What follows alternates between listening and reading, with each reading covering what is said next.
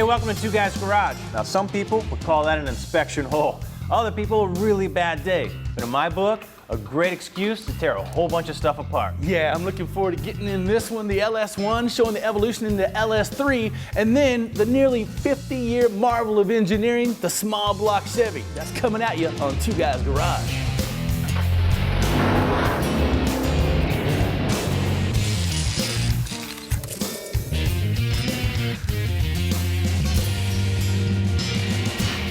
You know, anytime you can stick your hand on the side of a block and pull out pieces of piston, not good. Probably not good, man. We got our buddy's LS1 engine. He's bought this out of a junkyard just to use as mock-up for a race car. But you know, after time, he's ready to move forward. Yeah, because we do have a new LS block. So what we're going to do is dig into this, see if there's any salvageable parts, and cross your fingers. Yeah, we hope so. And maybe along the way, we'll show you some of these cool things that they've done on this brand new platform from the old school. When you think about it, your kid may never know what a distributor is.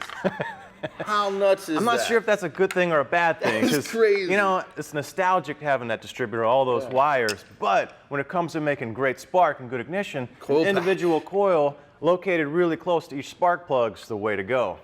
Now we're going to start pulling this thing apart, and we're going to show some of those differences, the new technologies, the new ideas, the new manufacturing strategies. So we'll tear this down. The LSs are huge right now. Yes, they are. And you're going to see them everywhere, so you might as well see them from the inside out. And people are going crazy. I heard there's some guys that will actually put them in BMWs. What are you talking about, man? I would never do anything like that. All right, follow along.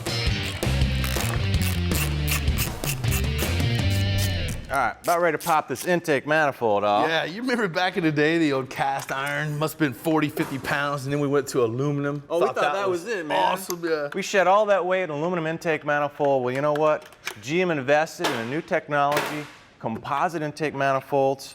It's thermoplastic, and you know why? Ta-da! It weighs nothing. Nothing. Literally. Check that out. So this comes with the entire fuel assembly on it. So we've got rails and injectors, and again, there's nothing to it. So you take all that weight off the engine, all that weight off the front of your car. And visually, you can see just right off the bat, you know, the LS1, NOx sensors, steam vent tubes, none of that prevalent in the old platform. So obviously they made some big steps forward, you know, the cathedral port heads and so forth. So just the first second you see it, you know drastic changes happened on that brand new clean slate of paper. Well, let's walk through some of those. I mean, there's really good reasons for them. Well, first of all, we're not trying to seal on anything but these two faces. So we don't have that whole corner gap, you know, to leak any of your coolant, any of your oil out. The sealing on these engines is a huge leap forward. And the heat issue you got from these Siamese ports, not prevalent on the LS platform. Yeah, notice you don't have the Siamese on the inside. You've got a good spacing. You've got cool water jackets in between. And every one of these ports is exactly the same versus trying to mirror them over. So your combustion event, cylinder to cylinder, is all the same. It's a real good way to get yourself a little bit better and a little bit better, but you know what? I think they've gone a lot. Yeah, big step.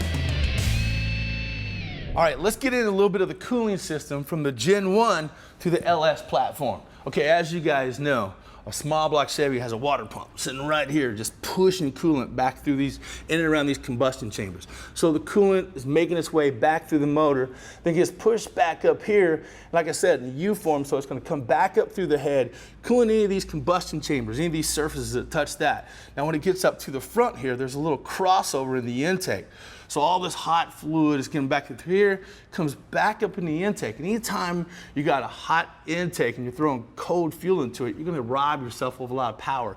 Not necessarily a great idea, but when it crosses over, it hits the T-stat, pushes its way out. Now let's see how they adapted some stuff in the LS platform to really make some big leaps.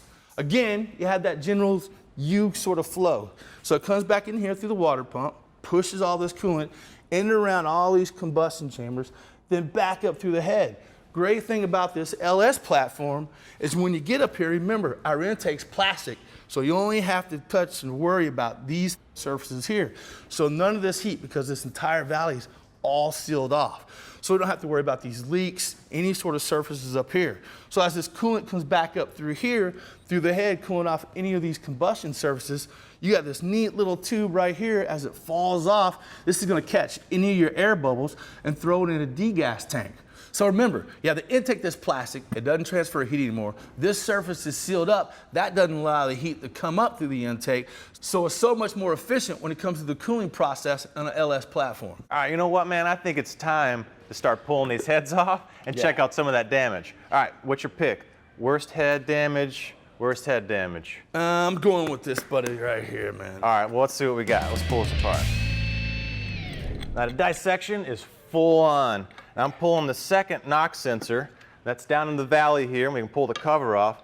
Now, this is an accelerometer. It's mounted to the base of the block down in the valley, and it's reading the signature of knock, you know, that pre-ignition of gas before I ignited it on purpose with the spark plug. Frequency. Yeah, well, think about it. There's a lot of noise going on in here. Yeah. Valve train noises, mechanical noises, bottom-end noises, combustion noises. But somehow this guy reads just the signature for knock, pull a little spark out. Pretty cool. Awesome. All right, and on the valve train, it looks similar to some of the old school small block guys, but this is more of a pedestal format and a girdle. So we'll get this over here with this old head and compare the two. All right, I think we're ready to take a peek inside, man. Why don't you set that over there? That and prying. Uh-oh. I figured. Water in the cylinder. Look at that. Uh-oh. Well, there's a dangling connecting rod down here in the bottom. So one of these pistons or two is just hanging there without anything attached.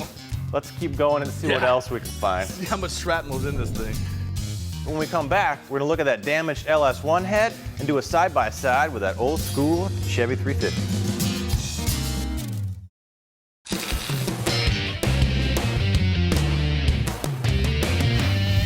All right, welcome back to Two Guys Garage. Man, talk about damage control. I was expecting to see a bent valve or something. Yeah, I know there's two connecting rods just broken and dangling. I would have thought we might have shoved, you know, some piston parts up and broke off some valves. So not as bad as I thought, but we've got a lot of corrosion damage from sitting. Right, some detonation issues going on here. Yeah, and you can see it on the piston, the mating piston over there. So I don't know if there's enough to quite figure out what the root cause is yet, so we're gonna have to keep digging, but we can check out some of these cool parts. Yeah, if you get into the valve train from the LS compared to the old school 350, some big differences right off the bat. For example, the old style stamped steel rocker arm, they're just pressed out millions of these things.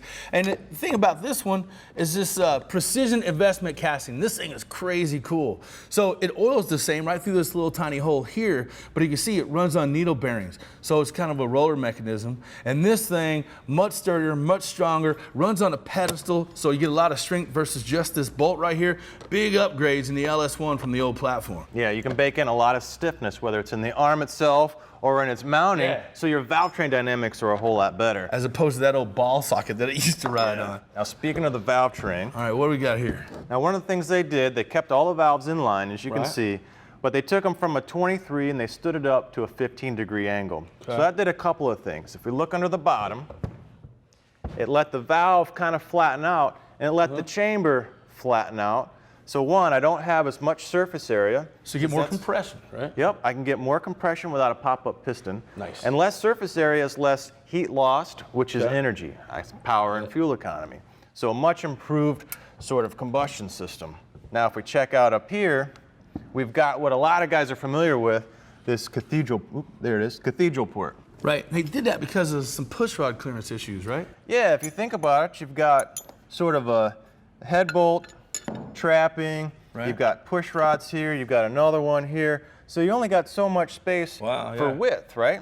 So they kind of went tall. Now this top part here, that's for the injector. So now you've got fuel injection, modern fuel injection. That wants to aim at the back side of that hot intake valve.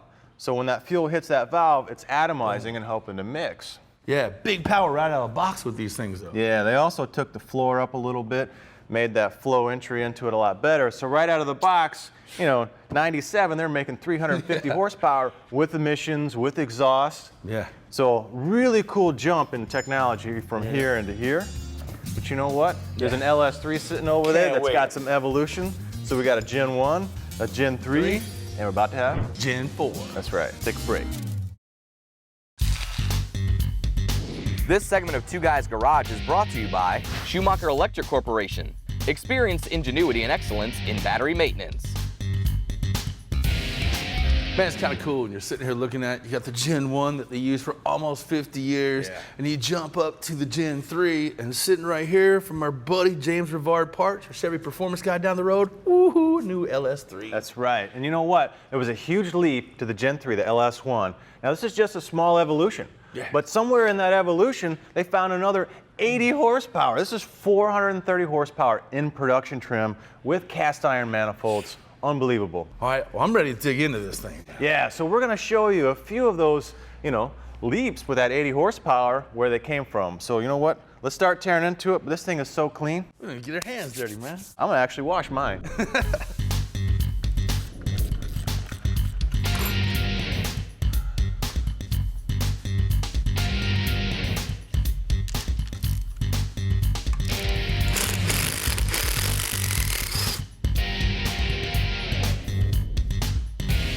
All right, now that we got our LS3 head off, we can kind of see some of the places where they picked up that 80-some horsepower. Now, the first place, valve sizes. So here's the original LS1 head over here. Here's the LS3. When I stack them, you can kind of see how much bigger it got, so you can get a lot more air in there. What's interesting, the gap between the valves is about the same between the heads. So to grow a bigger valve, they had to move them apart, but because the bore is bigger, they had the space. That opened up some more opportunities. So moving that valve over lets that port on this side get a little bit bigger, and now there's no more cathedral port. But they did another trick. Check out these rocker arms.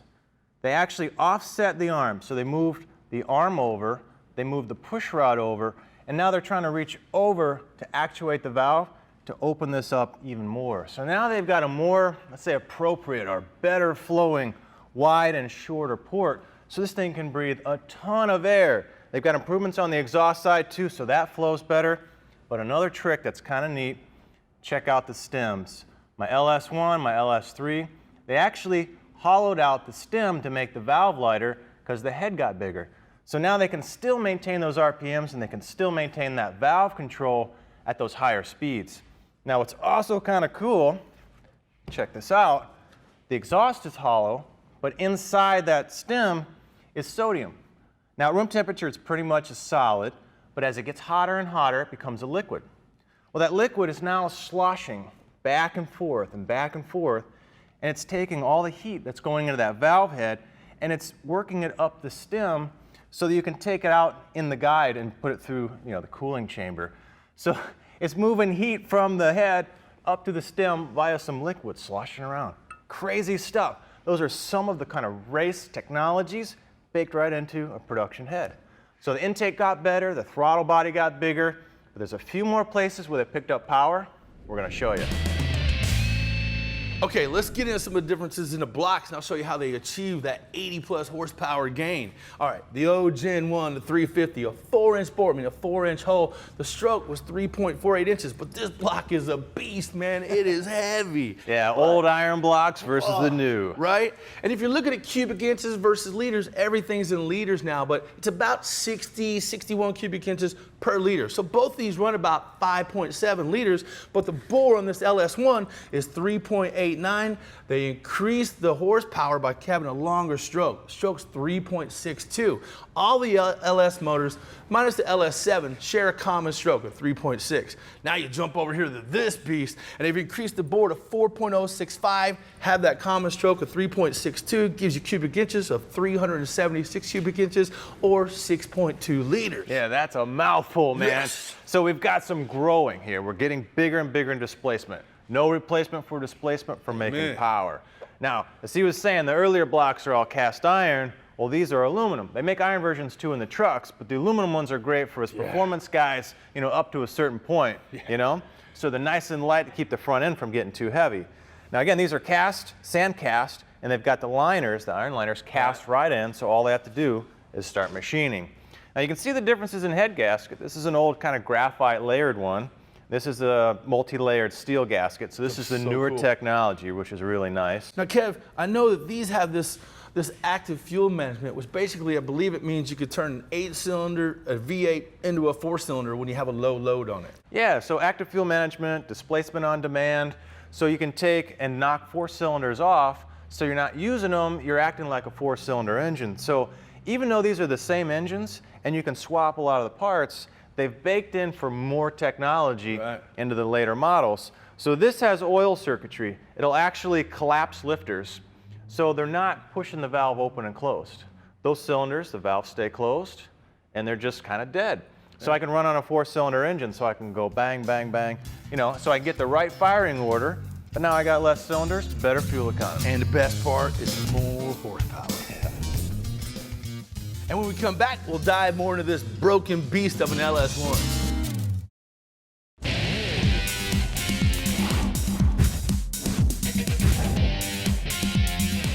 All right, today we're going to check to see if a rotor is bad. Now there's a couple ways to go about it. You're going to want to measure thickness. So you're going to come in here and you're going to check the thickness, and you're going to go around the rotor in a couple spots, and you want to go radially in and out because you're going to have different wear patterns. You might even have grooves. So you want to make sure you got enough material there to turn the rotor. Now the other thing, a lot of times you'll get, brake shudder when you hit your brakes, and that's going to be a lot of run out, whether it's from thickness changes or just this rotor getting a little too hot and starts to get a little bit of warpage. So you can put a dial indicator on. You're going to get a little fixture stand, mount it to a suspension component or whatever, and you're going to spin your rotor, and you're going to watch that gauge. So a couple of thousandths, whether it's on the dial indicator or on the mic, is really going to be felt in that pedal. It's time to either turn that rotor or replace it. Now, if you don't have enough material to turn it, you can throw a brand new one on like this. This is a Raybestos Premium. It's their R300 series.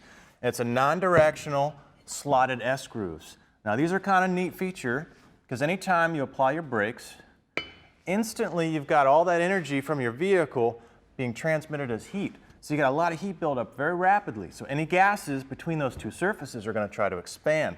They're going to try to keep these two components separated. So you're going to get fade, you're going to get poor brake feel. And so these little grooves here let the gas escape. It gives it a place to go, and it's good for NVH. You don't have an abrupt sort of impact from a slot going in a sort of vertical or radial direction here. So neat feature. One of the things you want to do too, make sure you check that there's no dirt or debris between your rotor and your hub. So clean that off because that'll cause your rotor to go on a little bit crooked. And wash it. Don't use brake clean, use soap and water. Everybody's got it at home. It won't leave a residue. It's the perfect surface for your brand new pad to get you breaking down the road.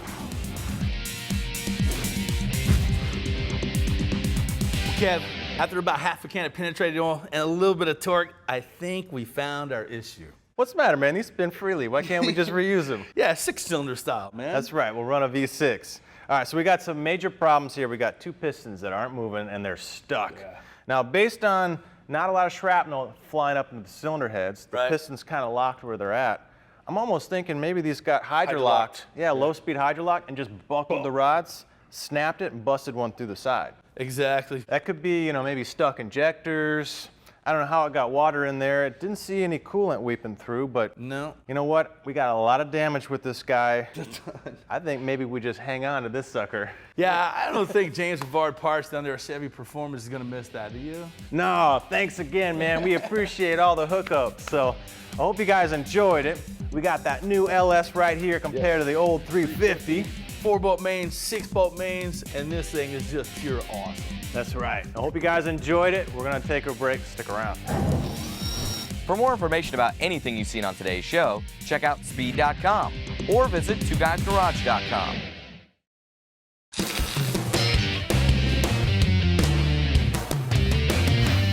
Hey, welcome to the parts room. We got some pretty neat stuff in here today. Yeah, we've all had this situation before. You spend all that time getting your car looking good, you go to the rims, wash them, throw the tire shine on there, and then, you get it all over your rim. Yeah, you got to go back and clean the wheels again. If you got these intricate honeycomb wheels, you're spending a lot more time you don't have to. Well, this is a great product. This is Zane's Wheel Shield. Yeah, and it's adjustable. You can adjust from 15 to 20-inch rims, and it fits really tight. Just kind of clicks in here.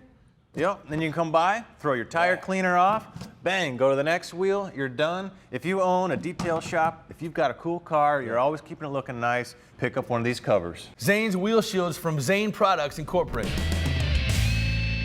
All right, and next up from Hot Shot's Secret, it's their Stiction Eliminator for diesel engines. Yeah, talk about fixing a problem before it actually happens. This stuff removes it from injectors and turbos. Right, you got oil-driven injectors on a lot of the diesel engines. also oil flowing through your turbo. Well, when they get hot, that oil can coke, it can stick your injector, slow the turbo down, keep it from spooling up, rob you of power. Well, there's a lot of diesel injector problems out there you guys know about. Yeah. You can add this stuff into your oil, run it for 1,000 miles, 9 out of 10 times it'll actually fix the injector. If it doesn't, you can get your money back. I was gonna say, that's the big key. They got a money back guarantee. 40 or 50 bucks now versus $2,000 or $3,000 later. You might want to grab some of this. Yeah, it's Hot Shot Secrets. It's their stiction eliminator for the diesels. You know, Willie, you ever think you're like this far away from the mailbox, but you're really only like this far away from the mailbox, and you take out like a taillight? Well, that's where you need these guys. Classic Parts of America. They have 6 different catalogs for Chevy trucks broken out in all the popular years. Yeah, from 1947 all the way to 1998. They're all free. Just call them up or get online and get your free one. Get yourself set up with all the goodies from hubcaps, door latches, interior trim, you name it. Any nut, bolt, fastener for your Chevy truck, you could find it in Classic Parts of America catalogs for Chevy trucks. Yeah, what's nice is they're in the Midwest, so they'll get you your parts 1 to 3 days. Great way to hook up.